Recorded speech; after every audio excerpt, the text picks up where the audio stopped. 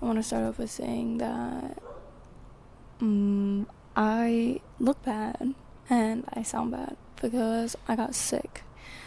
I hate getting sick. It was one day of horror and I feel a lot better now, but I still am like carrying the sick look and sound. So hopefully this video is still bearable to watch. Also a couple other things. I will have a few outfit changes. This is filmed over the course of a couple days and many different times throughout the days. That's why the lighting will also change. So I'm sorry about that. This video took me so long to make.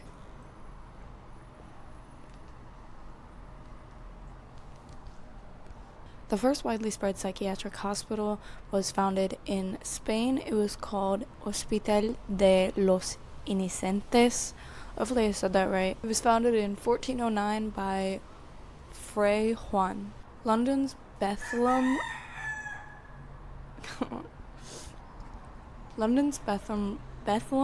Royal Hospital was opened in 1812.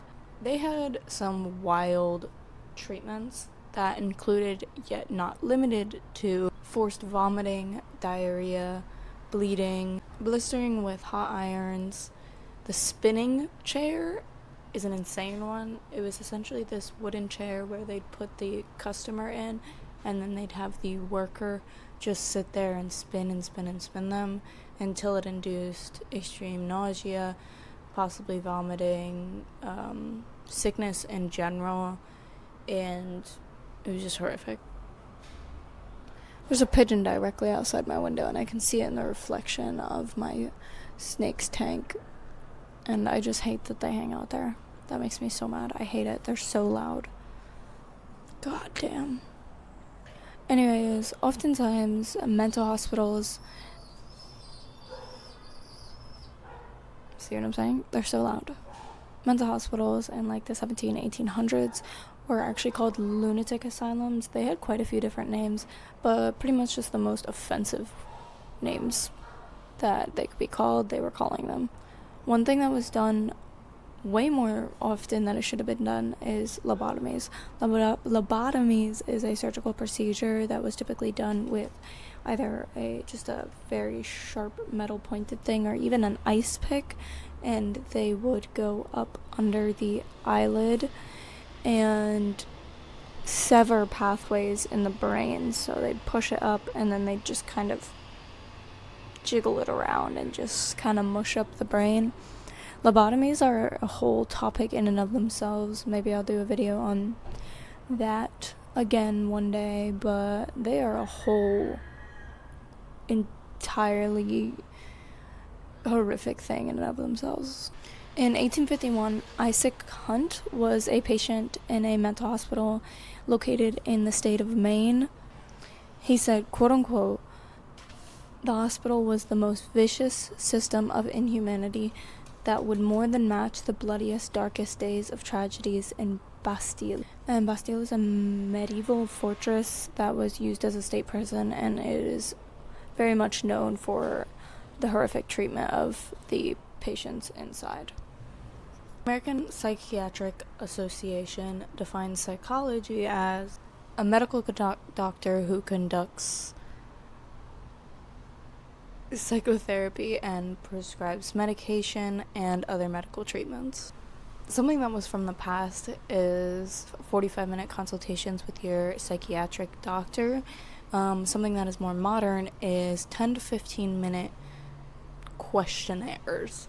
Essentially, most people have stated that when they go to see their psychiatric doctor, it's pretty much just question after question after question, obviously very personal, and every doctor is slightly different, but it's all just pretty much surrounding what have you gone through, what sexual trauma have you gone through, have you gone through X, Y, or Z, blah, blah, blah. A survey done in 2005 shows that only 11% of clients who have went to a psychiatric doctor have said that they were able to talk with said doctor. most people have not even experienced being able to talk to them for more than a couple minutes. Most of them are just strictly being prescribed, and that's about it.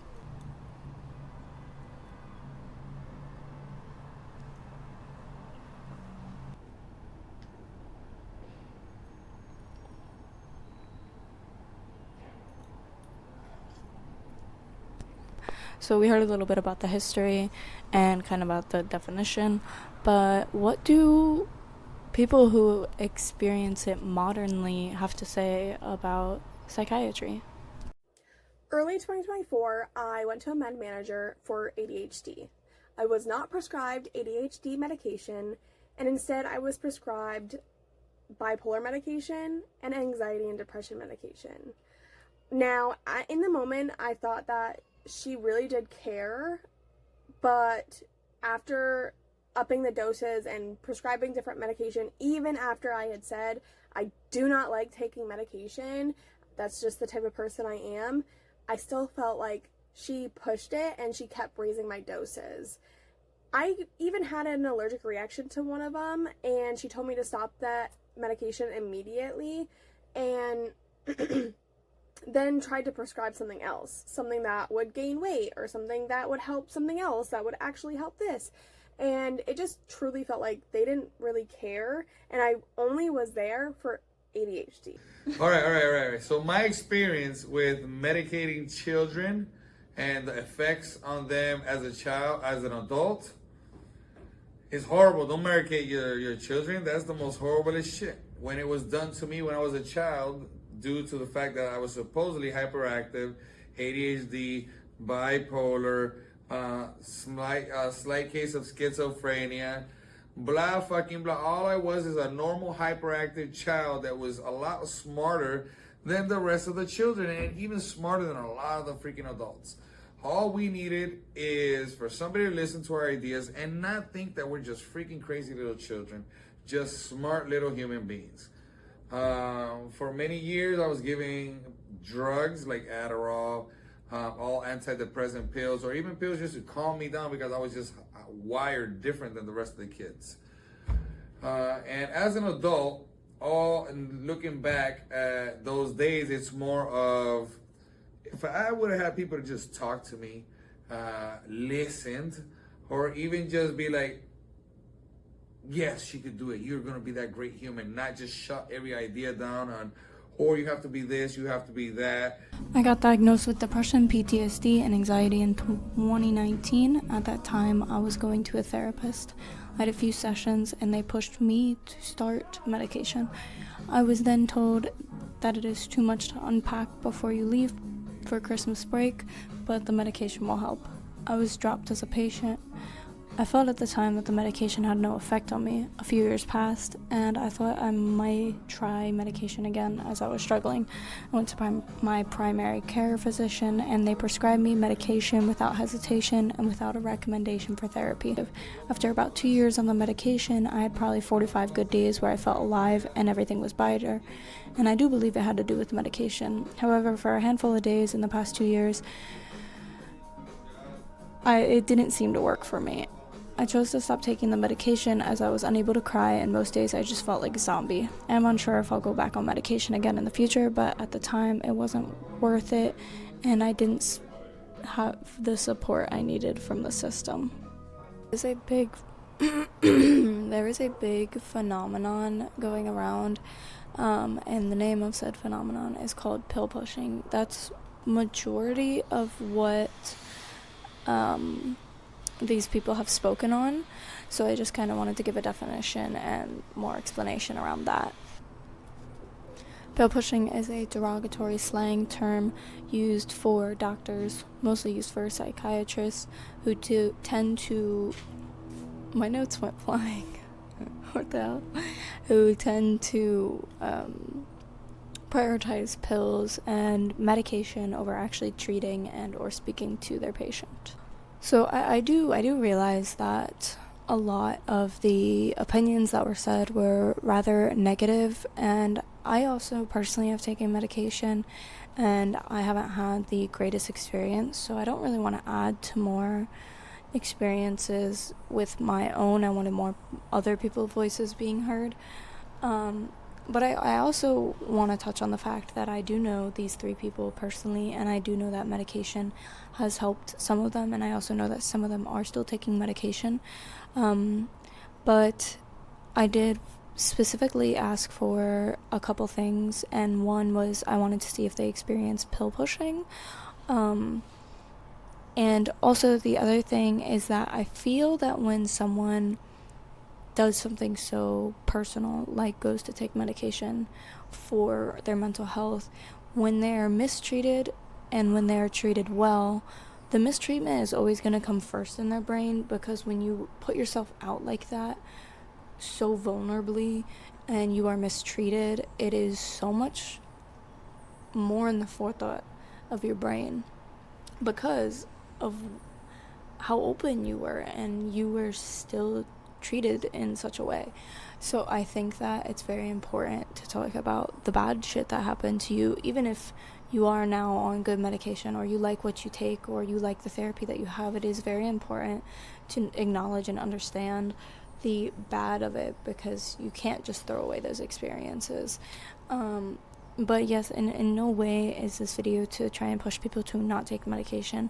I believe that you should do anything and everything to, try and get better in your mental health. And again, I took medication, so I think that people heal in so many ways, and there's absolutely nothing wrong with medication, and it helps a lot of people. Like, it really truly does.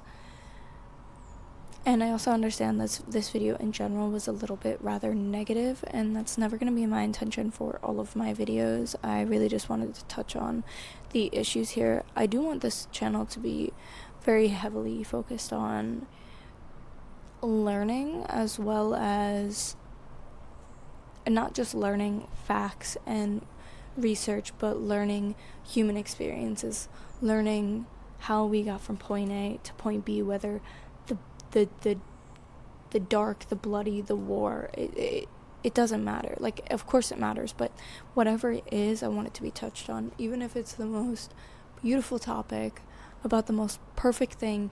In order to get where we are today, there is most likely some bloodshed, and it's hard to hear, and it's not fun to hear, but it is reality.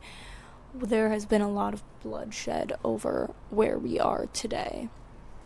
And in general, there is still a lot of work that this world has to do on things, and I want it to be super important in my channel that those things are touched on. But on the other hand, I do want things to be, I want people to be able to come here and know that they're also going to experience a good time. So my next video, I do plan on it being much more lighthearted, but that's pretty much all I have for this video. So I have my name on my shirt, if you didn't notice. Isn't that super cool? Yay. I love my name, it's so pretty. But anyways, y'all, I hope y'all have an amazing day, an amazing week. Happy Hanukkah, happy Kwanzaa, happy Yule, happy winter solstice, happy holidays, Christmas, anything. I don't know, I'm blanking on the other ones. But whatever you celebrate, or if you celebrate nothing, I hope it is a lovely season for you and for all of your family and friends and loved ones. So yeah.